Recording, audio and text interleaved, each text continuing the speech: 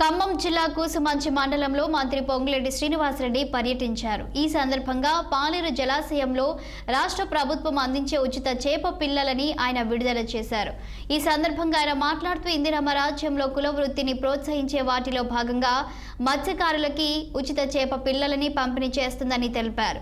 వర్షానికి మత్స్యకారుల వలలు తెప్పలు కొట్టుకొని పోయాయని, త్వరలో వాటిని ఉచితంగా పంపిణీ చేస్తామని తెలిపారు. చేప పిల్లలతో పాటు రొయ్య పిల్లలని కూడా అందజేస్తామని అన్నారు.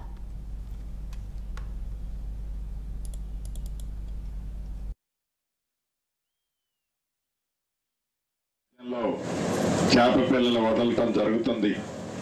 దాంట్లో భాగంగానే పాలేరు రిజర్వాయర్ లో కూడా ఇంతకుముందు చేపలు వదులుకున్నాం.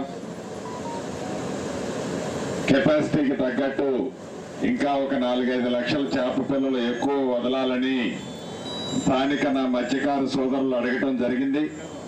వాటితో పాటు కొన్ని రొయ్య పిల్లలు కూడా వదలాలని కోరుకున్నారు.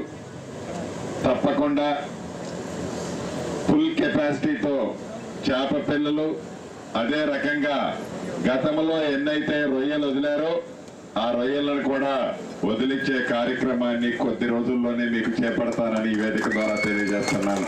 ఈ ఇందిరమ్మ రాజ్యంలో చేప పిల్లలు